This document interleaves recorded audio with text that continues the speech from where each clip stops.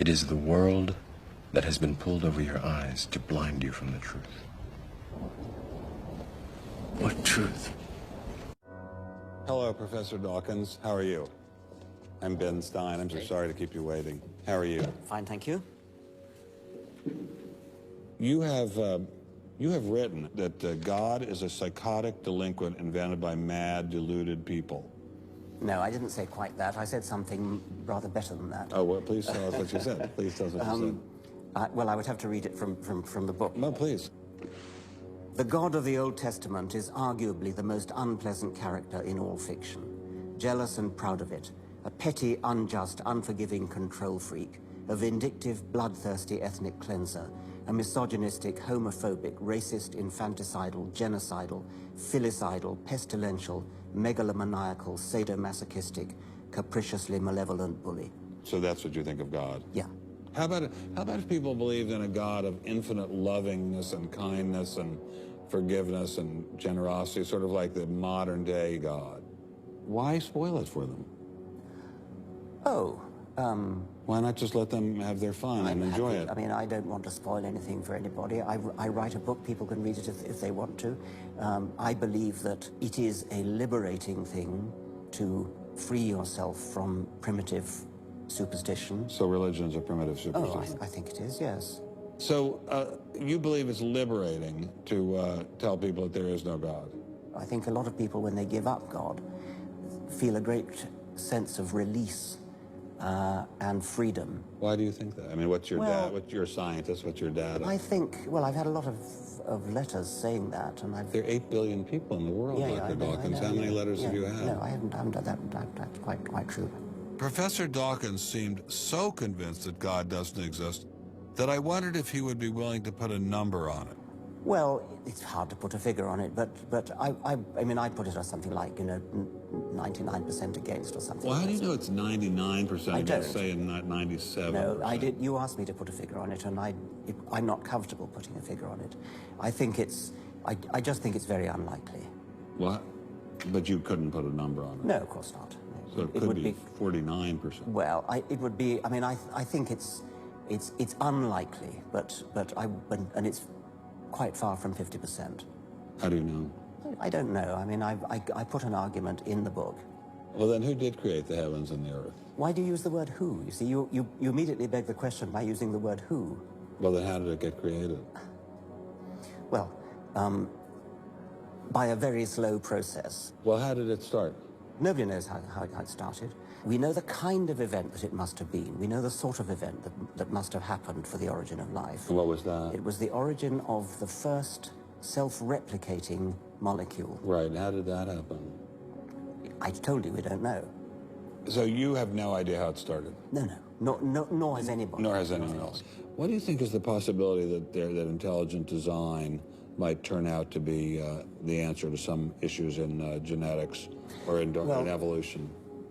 It could come about in the following way. It could be that at some earlier time, somewhere in the universe, a civilization evolved by probably some kind of Darwinian means to a very, very high level of technology and designed a form of life that they seeded onto perhaps this planet. Now, that is a possibility and an intriguing possibility. And I suppose it's possible that you might find evidence for that if you look at the details of biochemistry, molecular biology. You might find a signature of some sort of designer. Wait a second. Richard Dawkins thought intelligent design might be a legitimate pursuit? And that designer could well be a higher intelligence from elsewhere in the universe. Well, but that higher intelligence would itself have had to have come about by some explicable or ultimately explicable process. It couldn't have just jumped into existence spontaneously. That's the point. So Professor Dawkins was not against intelligent design, just certain types of designers, such as God. So the Hebrew God, the God of the Old Testament, he doesn't exist in your view? Certainly. I mean, that would be a very unpleasant prospect. And the Holy Trinity of the New Testament, nothing like that. Do you believe in any of the Hindu gods? Like Vishnu? How can you ask such a question? You don't, How could I? I mean, why would I, given that I don't believe in any others? You don't believe in the Muslim God? No. I mean, why do you even need to ask? Well, I just wanted to be sure. So you don't believe in any God anywhere? Any God anywhere would be completely incompatible with anything that I've said. I assume. Yeah. I just wanted to make sure. You don't believe in any God anywhere? No. What if after you died, you ran into God? He said, what have you been doing, Richard? I mean, what have you been doing? I've been trying to be nice to you. Yeah. I gave you a multi-million-dollar paycheck over and over again with your book, and look what you did. Bertrand Russell had that point put to him, and he said something like, "Sir, why did you take such pains to hide yourself?" But if the intelligent design people are right, God isn't hidden. We may even be able to encounter God through science, if we have the freedom to go there. Dawkins told the crowd they should ridicule religious people. Let me quote him. He says, "Mock them, ridicule them in public. Their beliefs are insane, therefore they should be ridiculed with contempt." Years in the future, this may serve as a reminder, like a verbal time capsule. Honor your treasure, meant for the minds that denied in the past, ignoring the signs every time that we ask you to listen. You dismissed us consistently, and now you're living out prophecy. First-hand witness to the times and the miseries, no denying all the signs and conspiracies. Report a hard time and urge you to listen, implored you to think, to make the right decision. Laughing aside, you just played the devil's advocate.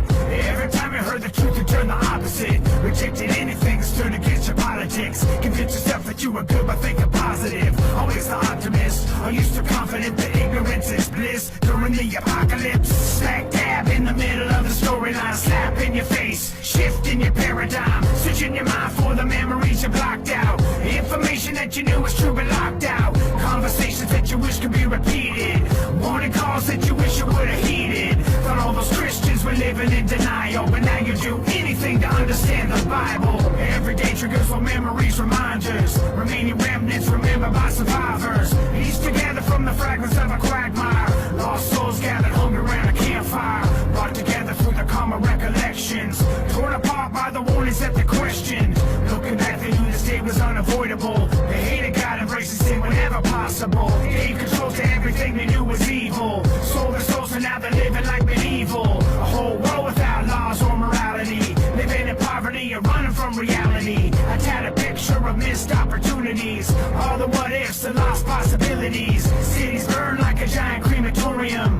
Mountaintops collapse like an accordion.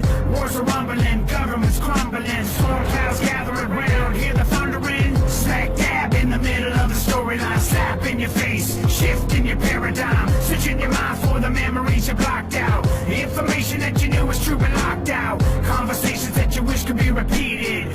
Warning calls that you wish you would have heeded. Thought all those Christians were living in denial, but now you do anything to understand the Bible. Anarchy reigns in the streets, in the alleyways. No escape from the pain in the end of days. Left alone with no internet or telephone. Cities are graveyards, crumbling catacombs. Apocalyptic wickedness and pestilence. Epidemics and afflictions, malevolence. No protection, no government or military. Just infections and really full cemeteries. Catastrophes on another level biblical. Miserable when the locust swarm is visible. Turn and run from the state, you know the outcome. Acting dumb and ignorant and asking how come. A social justice warrior with your politics. Emotional, convince yourself of willing ignorance. Way too late, no excuse could have a safe face. And now you're living in a world without a safe space. Smack dab in the middle of the storyline. Slap in your face, shift in your paradigm. Searching your mind for the memories you blocked out. Information that you knew was true but locked out. Conversations that you wish could be repeated.